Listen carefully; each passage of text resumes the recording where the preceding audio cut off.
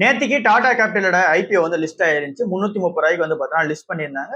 So listing என்ன பார்க்கும்போது 1% தான் வந்து இருந்துச்சு. இது நம்ம எக்ஸ்பெக்ட் பண்ணது தான். சரி, இப்போ இன்னைக்கு வந்து பாத்தீங்கன்னா எல்ஜியோட ஐபிஓ வந்து லிஸ்ட் ஆக போகுது. இதோட கிரே மார்க்கெட் பிரீமியம் எவ்வளவு இருக்கு அப்படின்னு சொல்லி செக் பண்ணி பார்க்கும்போது 428 ரூபாய் வந்து பாத்தீங்கன்னா எல்லா ஆர்டிகல்ஸ்லயும் போடுறாங்க. ஸோ அப்படின்னா நமக்கு பிரீமியமா லிஸ்ட் ஆக போறது 37% வந்து இருக்கும் அப்படின்ற மாதிரி சொல்றாங்க. அப்படின்னா நமக்கு லிஸ்டிங் கைன் வந்து பாத்தீங்கன்னா ஆப்வியஸ்லி 37% வந்து இருக்க போகுது. 1140 ரூபா வந்து பாத்தீங்கன்னா பிரைஸ் பேண்ட் வந்து அவங்க வச்சிருந்தது. அங்க இருந்து இஷ்யூ பிரைஸை தாண்டி 1500 ரூபாய்க்கு மேல வந்து பாத்தீங்கன்னா லிஸ்ட் ஆகலாம் அப்படின்ற எக்ஸ்பெக்டேஷன்ஸ் வந்து இருக்கு. சோ இந்த கம்பெனில இப்ப என்ன மாதிரியான பொசிஷன் வந்து எடுக்கலாம் அப்படின்ற கேள்வி வந்து எல்லாருக்கும் வருது.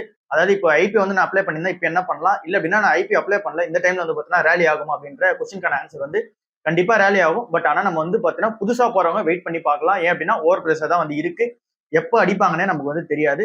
ஸோ அதனால நம்ம வெயிட் பண்ணி பார்க்கலாம். லாங் டேர்முக்கு வந்து பாத்தீங்கன்னா ஹோல்ட் பண்ண போறோம்னு நினைக்கிறவங்க, அதாவது 10 இயர்ஸ்க்கு மேல ஹோல்ட் பண்ண போறோம்னு நினைக்கிறவங்களும் புதுசா என்ட்ரி ஆக தேவையில்ல. அதுக்கான டைம் வந்து பாத்தீங்கன்னா வேற டைம் வரும், அப்ப கன்சிடர் பண்ணிக்கலாம். ஏன்னா இப்போ ஓவர் பிரைஸ்ல வந்து இருக்கு. ஏற்கனவே ஐபி அப்ளை பண்ணியிருந்தாங்க, லிஸ்டிங் எனக்காக பாக்குறீங்க அப்படின்னா பெர்ஃபெக்டா இருக்கு லிஸ்டிங் எனக்கு. ஸோ நமக்கு பெட்டரான ஆப்ஷன்ஸ் நிறைய ஸ்டாக்ஸ் வந்து இருக்கு. ஸோ லிஸ்டிங் என்ன மட்டும் பாத்துக்கலாம். இல்ல நான் வந்து லாங் டேர்ம் ஹோல்ட் பண்ண போறேன், ஐபி அப்ளை பண்றேன், லாங் டேர்ம் வந்து ஹோல்ட் பண்ண போறேன் அப்படின்னா நீங்க ஆப்வியஸ்லி வந்து பாத்தீங்கன்னா 10 இயர்ஸ்க்கு மேல வந்து பாத்தீங்கன்னா ஹோல்ட் பண்ற மாதிரினா கண்டிப்பா வந்து வச்சிருக்கலாம். ஸோ இதுதான் எல்ஜி ஐபிஓ சுத்தி இருக்க விஷயமா இருக்கு.